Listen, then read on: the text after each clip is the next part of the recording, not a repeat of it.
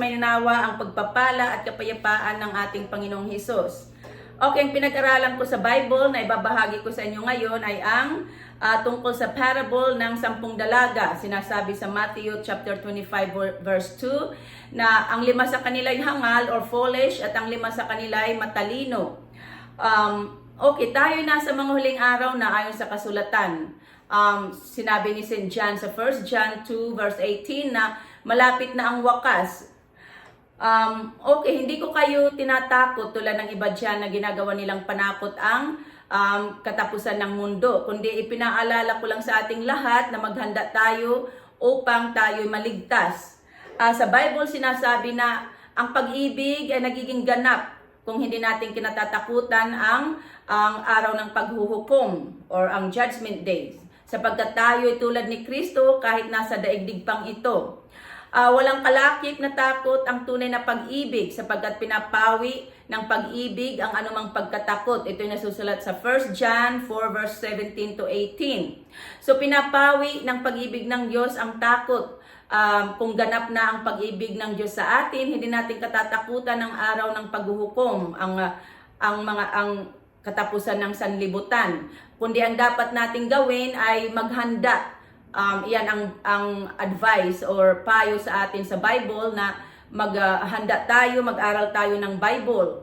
Sa Matthew chapter 24 and chapter 25, mababasa natin doon ang mga babala or warning ng Panginoon tungkol sa katapusan ng sanlibutan sa pamamagitan ng mga parable. Isa na dito ay ang parable ng 10 dalaga. Sinasabi sa parable na ito na dito maitutulad ang pagpasok sa kaharian ng Diyos. May 10 dalagang lumabas upang salubungin ang lalaking ikakasal. Ito yung Panginoon. Ang 5 sa kanila ay hangal at ang 5 ay matalino. So tularan natin ang 5 dalagang matalino na naghanda sa pagsalubong sa lalaking ikakasal. Nagdala sila ng oil at extra oil. Ang oil ay or langis ay ito ay Espiritu Santo, symbol ng Espiritu Santo or salita ng Diyos. Ang ibig sabihin na naghanda sila at nagdala ng extra oil, ibig sabihin nag-aral sila ng gospel, nag-aral sila ng salita ng Diyos. Okay, dito sa Matthew chapter 25 sinasabi na nabalam o na-delay. Hindi na late, kundi na-delay ang dating ng lalaking ikakasal. Kaya't inantok silang lahat at nakatulog. Ang ibig sabihin ng inantok silang lahat at nakatulog ay ang mga tao ay napagod sa paghihintay sa Panginoon. Kaya't naging busy sila sa kanilang mga gawain. Ngunit ang nakahanda ay maliligtas. At sinasabi sa Matthew chapter 25 verse 6 to 13 na nang hating gabi na may sumigaw, narito na ang lalaking ikakasal, salubungin ninyo. Agad nagbangon ang 10 dalaga at inayos ang kanilang ilawan. At sinabi ng 5 hangal na sa mga matalino, nabigyan naman ninyo kami ng langis, andap ng aming ilawan. Ngunit sinabi ng mga matalino na baka hindi ito magkaasya sa atin. Pumunta kayo sa nagtitinda at bumili. Ngunit samantalang sila'y bumibili, dumating ang lalaking ikakasal. Ang 5 nakahanda ay kasama niyang pumasok sa kasalan at sinarado ang pinto. Pagkatapos dumating ang 5 hangal. Ang sabi nila, Panginoon, buksan ninyo ang pinto. Tumugon ang Panginoon sa kanila na hindi ko kayo nakikilala. So, kaya't magbantay tayo sapagkat hindi natin alam ang araw o oras ng pagdating ng Panginoon. So, maghanda tayo kung ibig ninyong maligtas. Habang may panahon pa, pagsisihan natin at talikdan ng kasalanan at maniwala sa gospel o ng mabuting balita tungkol kay Kristo. Ang gospel, ito ay ang kapangyarihan ng Diyos sa ikaliligtas ng bawat nananalig ayon sa kasulatan.